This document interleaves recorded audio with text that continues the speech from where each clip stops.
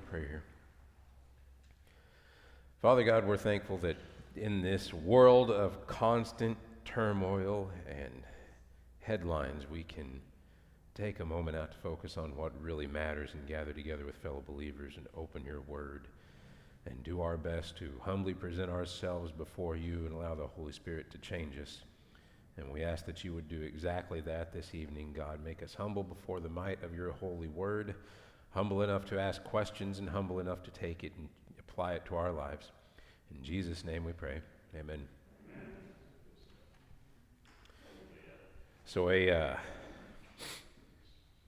priest was talking one day to a friend of his on the phone, a rabbi. And the priest says, "Rabbi, you won't believe it. I have the perfect way to go to a fancy restaurant and get a free dinner." The rabbi says, "Well, I'm all ears. I'd love to hear this." And he goes, What do I do? I go about 9 o'clock, 9:30, really nice restaurant.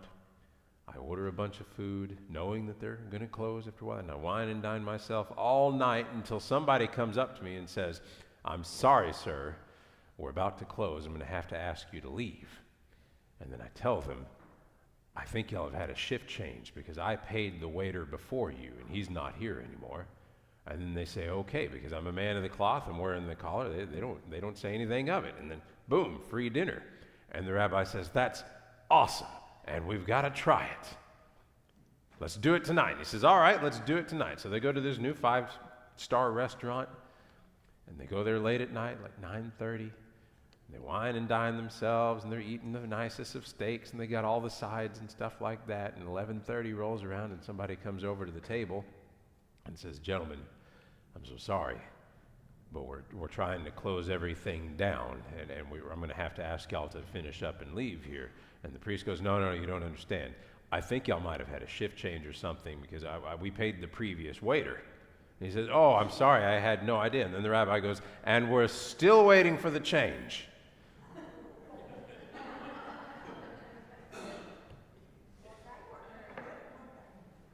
Well, no, it's a couple lies. It's a joke.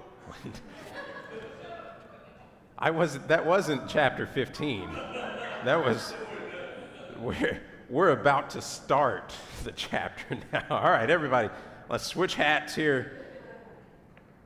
2 Samuel chapter 14. I'm glad we didn't pray for rain. Well, we've got it. 2 Samuel chapter 14, looking at the first 3 verses. Now Joab, the son of Zeruiah, perceived that the king's heart was toward Absalom. And Joab sent to Tekoa and fetched thence a wise woman and said unto her, "I pray thee, feign thyself to be a mourner, and put on now mourning apparel, and anoint not thyself with oil, but be as a woman that had a long time mourned for the dead. And come to the king and speak on this manner unto him." So Joab put the words in her mouth. So Joab is David's general. We remember that. Joab could tell that King David had a heart toward Absalom. And strictly speaking, we can't tell if that verse means that his thoughts are just consumed with Absalom, because the Bible does use heart as the center for thought as well, or if he's saying that David was genuinely missing Absalom and he had a desire to reconcile with Absalom. We can safely say his thoughts were on him, but we don't know if it was positive thoughts or if it was slightly negative thoughts, or if he's still on the fence or what. He might just be preoccupied with the whole situation and still kind of undecided about how he feels or how he's going to deal with it here, because we remember Absalom killed the eldest heir to King David's throne, Amnon, because Amnon raped his half-sister Tamar.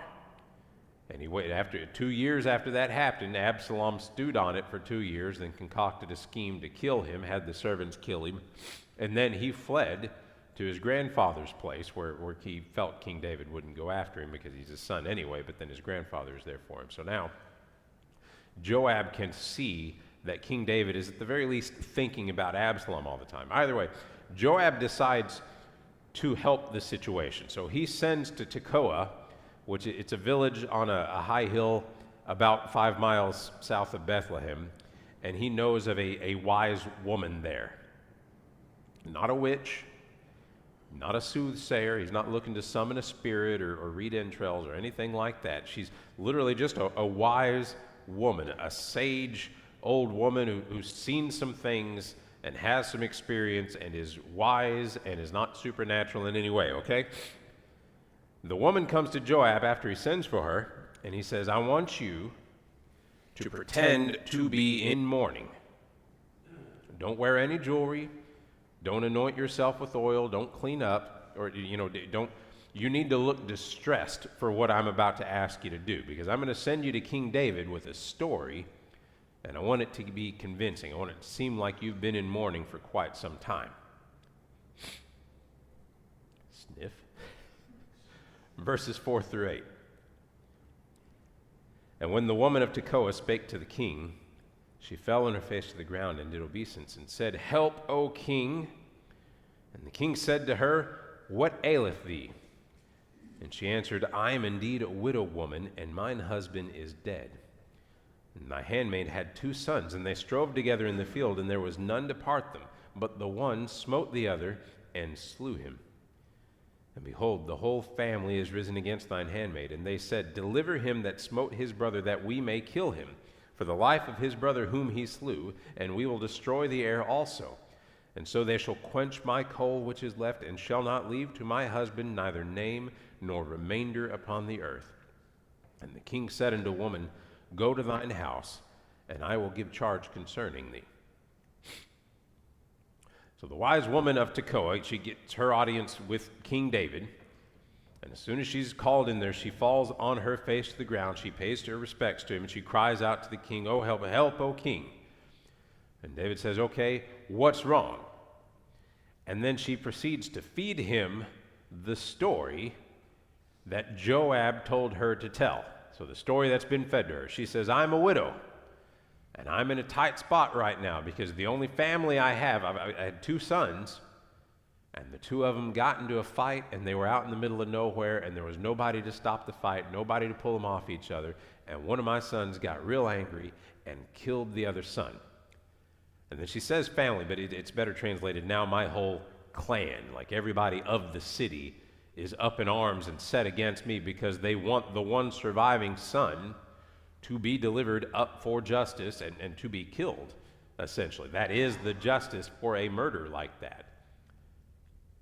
And if that happens, she says, what little fire I have left in my life will be extinguished. My last coal will go out. My husband will be dead. Both his sons will be dead. His name, his line will disappear from the earth. I'll be a widow. I'll have nobody here for me. It's just going to be me against the world, and that's it. And King David hears the story, and he has pity on her. And he says, You can go to your house. And he says, I will give charge concerning thee, which means I will give instructions regarding your son. You don't need to worry. I'll make a proclamation. I'll take care of this thing for you. Verses 9 through 11. And the woman of Tekoa said unto the king, My lord, O king, the iniquity be on me and on my father's house, and the king and his throne be guiltless. And the king said, Whoever saith aught unto thee, bring him to me, and he shall not touch thee any more.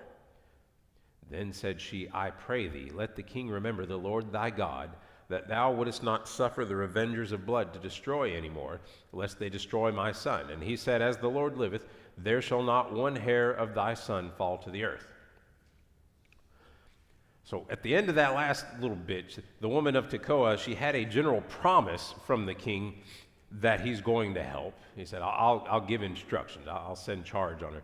But she wants him to be more specific. She's dragging him towards something specific Joab has intended her to. That's her purpose. So she tells the king in verse 9, The iniquity be on me and on my father's house, and the king and his throne be guiltless. So what she's saying there is, it's an acknowledgement that the king is doing a merciful thing for her, but by law, it's not what everyone would consider to be right. there is blood guiltiness in this killing. The clan has a legal claim on executing the remaining son here. And you remember she talks about in verse 11, you wouldest not suffer the revengers of blood. That was the whole point in the sanctuary cities that were set up. Y'all remember those? There are a whole bunch of sanctuary cities set throughout the kingdom of Israel where if something exactly like this happens, you can flee and you can stay there until your case is heard. And once your case is heard, if they rule against you, they turn you out. I can't remember the rules exactly. If they rule against you, you can stay there and still not die, but you can only stay there until like the death of the high priest. If they rule for you, then you can go back and you're all clear or something. I can't remember the rules, dang it, I should have looked that up. But there were sanctuary cities specifically for this, where the revengers of blood could not go in and could not seek vengeance on here. So she's saying here, you're doing something merciful for me, and I really do appreciate it. And any guilt in this whole thing that might be seen for you exercising your mercy, let that be on my house and not on you, O king.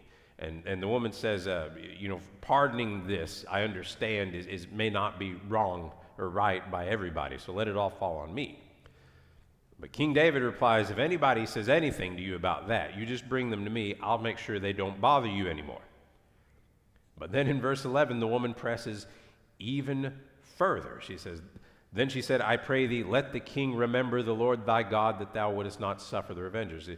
This is what she sought out. This is what she was here for.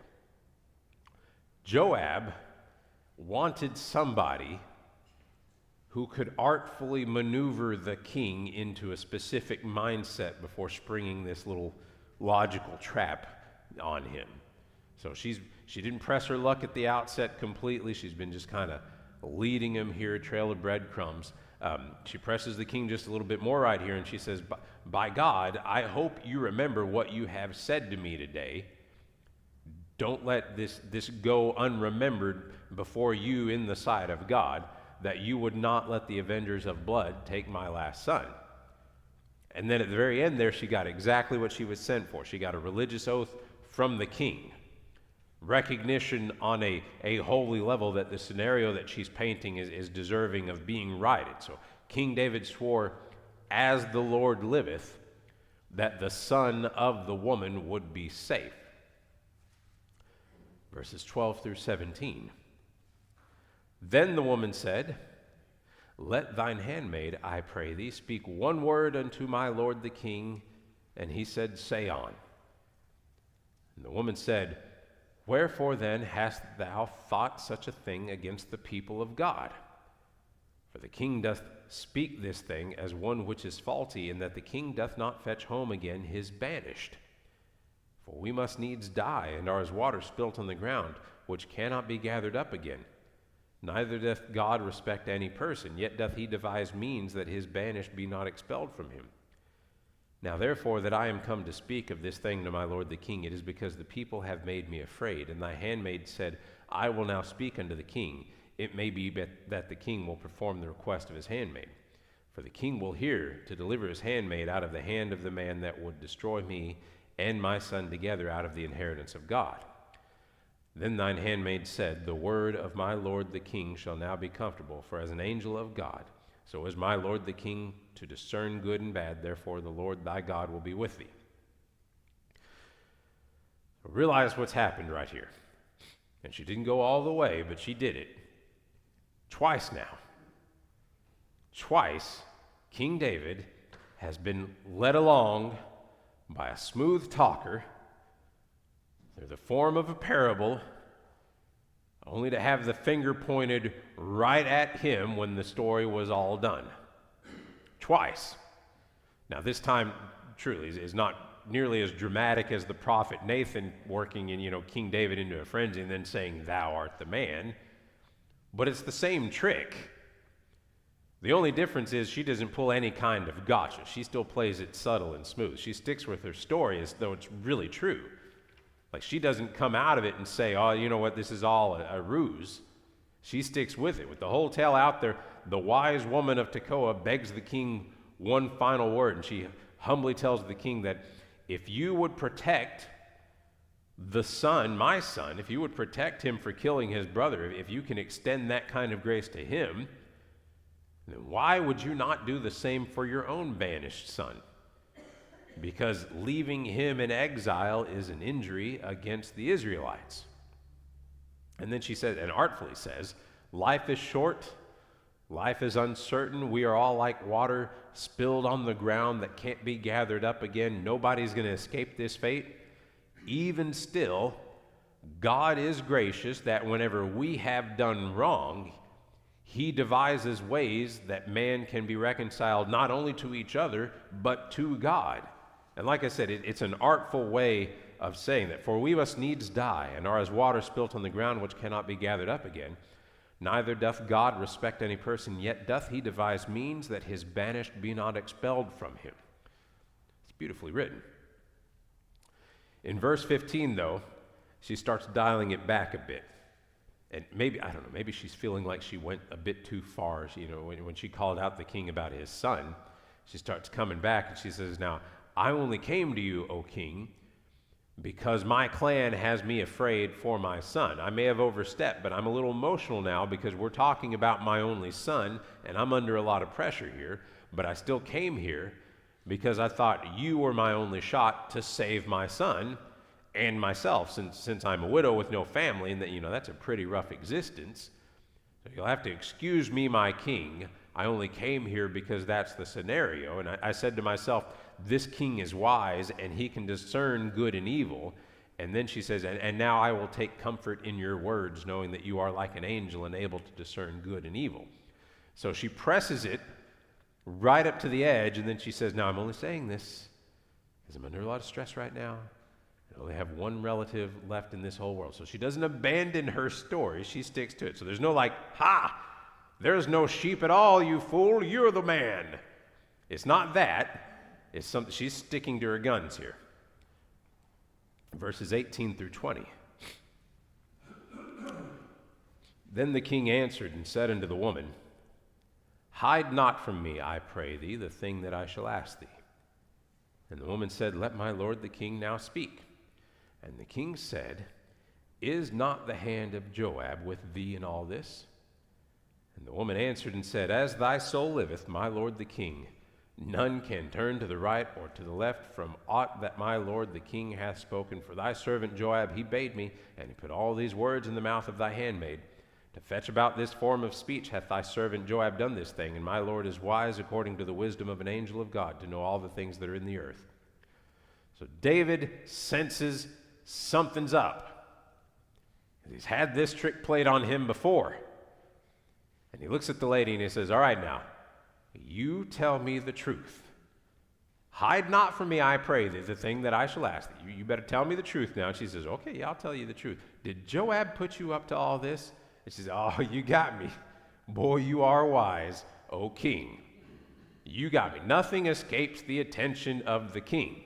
Sure enough, Joab put me up to this, gave me all the words to say because he wanted to bring up the issue in front of the king. And the way they phrase it, to fetch about this form of speech hath thy servant Joab done this thing. He sent me here just to get an oath before God from your own lips about what you would do in a situation like the one I gave you, trying to press him towards that outcome. So she said, yes, Joab did this, but does that really change things? He sent me here to bring you to your senses with this story, to press you towards that kind of an oath and realization here. And now that it's out there, do you really regret it? I mean, it does seem like what's right in this situation. But yeah, it was all Joab. There's no son. There was no fight. I'm not a widow. Maybe she is a widow. I don't know. She's a wise woman. She's a wise woman. Maybe she never married. I don't know. 21 through 24. And the king said unto Joab, behold now, I have done this thing. Go therefore, bring the young man Absalom again. And Joab fell to the ground on his face and bowed himself and thanked the king. And Joab said, today thy servant knoweth that I have found grace in thy sight, my lord, O king, and that the king hath fulfilled the request of his servant. So Joab arose and went to Geshur. and brought Absalom to Jerusalem. And the king said, let him turn to his own house, and let him not see my face. So Absalom returned to his own house, and saw not the king's face. So in verse 21 it says, and the king said unto Joab, behold, now I have done this thing. So apparently Joab's been right there in the court watching this whole thing go down. He looks right at him and he says, all right, fine, you got me. I swore. I made an oath right there. It was good in that situation. I get what you're wanting here. Behold, I have now done this thing. And King David looks at him and says, behold, I've done this thing. I said when it was a widow's son, I don't guess it's any different in my own case, so go ahead, fetch Absalom back to us, bring him back to Jerusalem. And Joab then falls to the ground on his face and humbles himself before the king and thanks him. Why? Best guess, because he's just manipulated the king. The king's got a little bit of egg on his face here. David may not take kindly to it. And he turns around and Joab's right there. And, the woman says, yeah, it was Joab. And then he looks over at Joab and Joab's standing right there. And he says, all right, fine, I did it. And then Joab hits his face because he doesn't want to get executed or something like that. I don't know. We're not told exactly. That's my best guess, though. It's never good to manipulate the king like that. And then in verse 22, Joab thanks the kings and says, the king hath fulfilled the request of his servant. So Joab fell to the ground on his face, bowed himself down, thanked the king, said, you have fulfilled the request of your servant. So we take from that Joab might have asked for this prior to this instance, might have asked for the return of Absalom prior to this little episode going down. For whatever reason, this might have been an ongoing request of Joab. He has a soft spot for Absalom for some reason. He's wanting to see him back here. If that's the case, that would certainly explain how David was able to so easily see through the parable that the wise woman brought up about Absalom. It all sounds too good, and then she's steering it towards Absalom, and then he thinks, you know what, Joab's been asking about that a whole bunch, and here I've made it. Joab, did you do this? And if Joab's been bringing it up once a week for the past 2 years or something, then maybe that works out. I don't know. Again, we're not told on that. That's speculation. Joab arose, went to Geshur, because that's where Absalom went, because Absalom fled after he killed Amnon to where his grandfather lives, and that's in Geshur. And Joab brought Absalom back to Jerusalem. But King David did not give him a full pardon. Absalom is half forgiven. He's half pardoned here. He allowed Absalom to come out of exile, to come back into Jerusalem, but by the context of the rest of the story, it looks very much like King David confined him to his house, put him on house arrest, like he wasn't able to leave. And it's funny. I say it's funny. It's not funny. It's kind of tragic. It's the same kind of half measure that David has with his children that led to this whole mess to begin with. If David would have done what he should have done when Tamar was raped, Absalom wouldn't have brooded over David's judicial weakness for 2 years and decided to kill Amnon himself. So David has this ongoing weird blind spot for his children. He lets them get by with way too much. And maybe that's because God saw fit to take one as a punishment for his sin with Bathsheba, and he's holding on a little too tightly to the ones that he has left. I can't say, but we've seen it with Tamar. She was raped, and he didn't do any. I mean, he maybe did something, but not anything nearly befitting the crime. 2 years later, Absalom took it into his own hands to mete out some kind of justice on Amnon. And then after killing the eldest heir to the throne, he'll bring him back to Jerusalem, but he's going to put him on house arrest. It seems to me like he needs to make up his mind. Punish him, forgive him, one or the other, but these little half measures it's not befitting a king like this. Verses 25 through 28.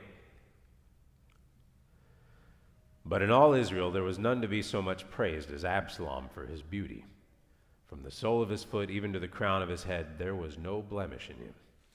And when he polled his head, For it was at every year's end that he polled it, because the hair was heavy on him, therefore he polled it. He weighed the hair of his head at 200 shekels after the king's weight.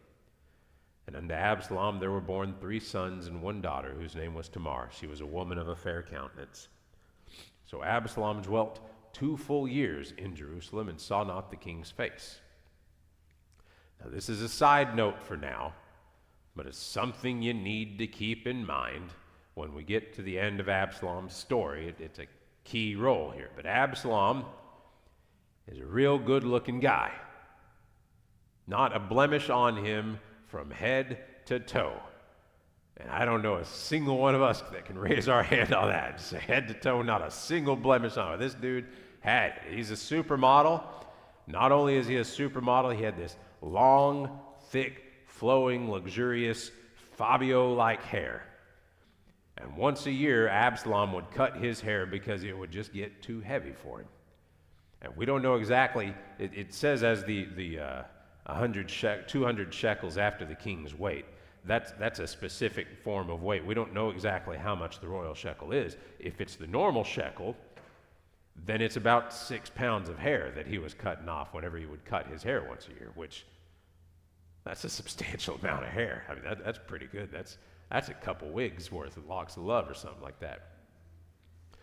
Absalom then, and it goes into his family again, and I'm more making a presumption here, but being that he is under house arrest, locked up, it's saying he had family. He wasn't just alone. It's not solitary confinement. He's here with his wife and his kids. Absalom had 3 sons. It's believed the 3 sons did not live long and died of natural causes, because in 2 Samuel 18, Absalom says that he has no sons to keep his name in remembrance. So at some time between now and in the next 4 chapters, those sons aren't accounted for anymore. But he had those sons, and then Absalom had 1 daughter named after her aunt Tamar, and she was apparently just as pretty as Tamar. She was of a fair countenance there. And Absalom lived for 2 years in Jerusalem, again probably on house arrest because he didn't see the king's face the whole time, but his family was with him. So not pure torture, but still not a good way to live. And 29 through 33. We aren't going to last long. I don't think my voice is going to last long. I'm starting to peter out a bit here. 29 through 33. Therefore, Absalom sent for Joab to have sent him to the king, but he would not come to him. And when he sent again the second time, he would not come. Therefore he said unto his servants, See, Joab's field is near mine, and he hath barley there. Go and set it on fire.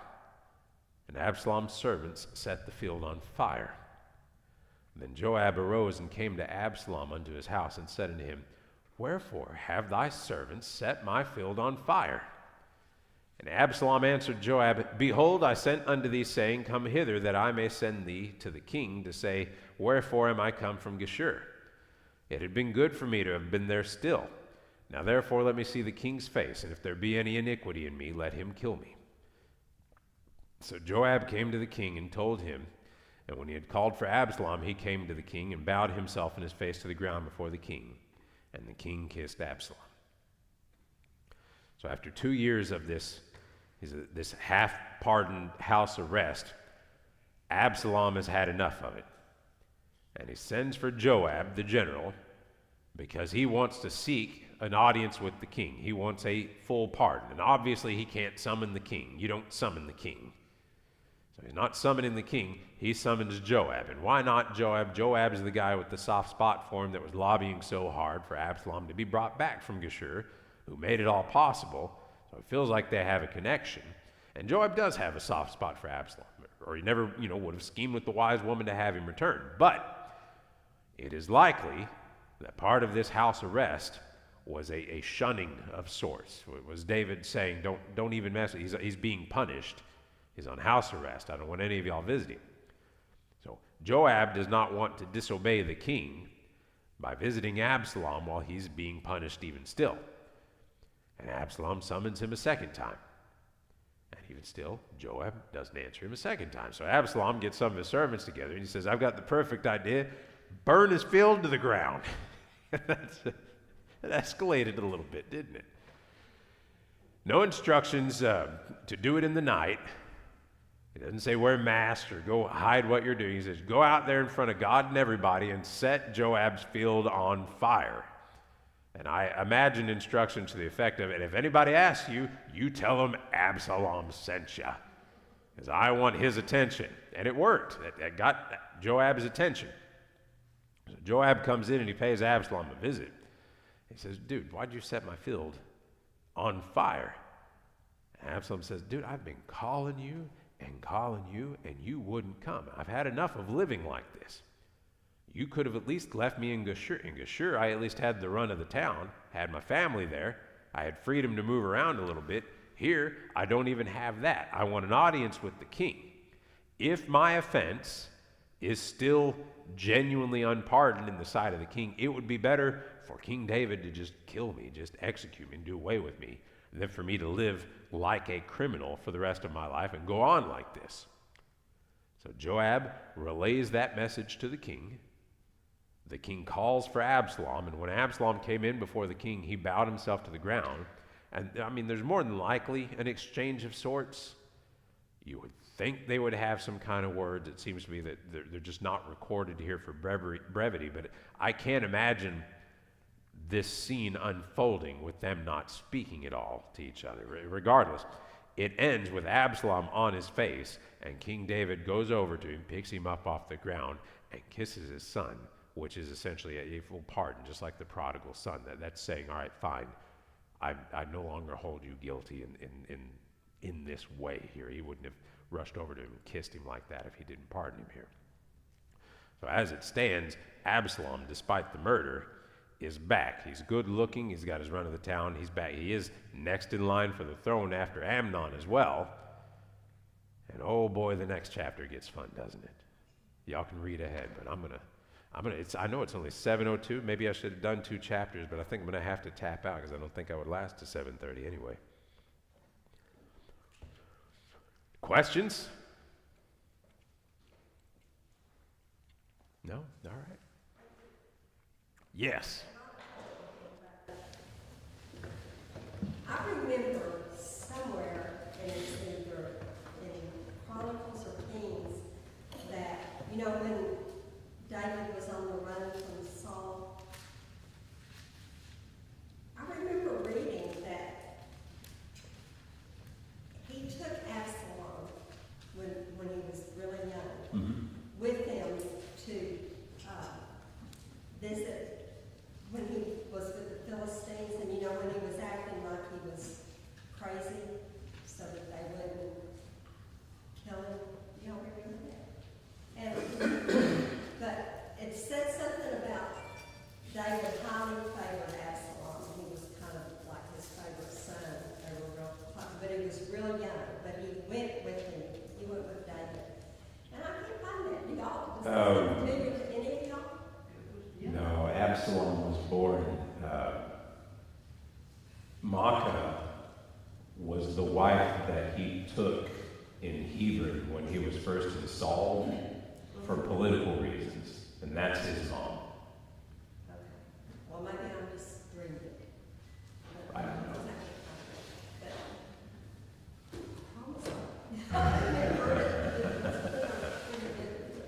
Well, we might have a fun Bible study next week then. But this was when he was little, and that's why. He wasn't born until after David was installed in Hebron. Well, then it was when he was doing something else, not running from Saul.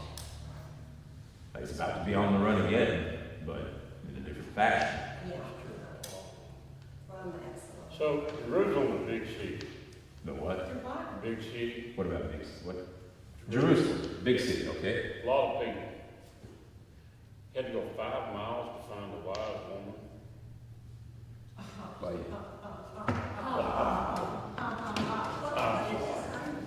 An attempt at levity. What did he say? You don't want him to repeat it. Well, that's another thing. Jerusalem's a big city. A lot of people. I mean, how often do I run into the mayor of Sherman? I can't answer that for you. No, but I'm saying, how often would he have run into the king? He pretty well had to I don't know, he's under house arrest somewhere. He's not fully pardoned, he killed somebody. The old part of the city is not real big. The old part of the city's not really big. The original part of the original city is not very So large. any part of the city that has a Starbucks, we're not talking about that part. I mean, modern Jerusalem is bigger than the original Right. old city. But in the older days, it was smaller. Yeah, and you could walk it Yeah. a reasonable amount of time. No, they wouldn't be coffee drinkers in anyway. Okay. Let's continue to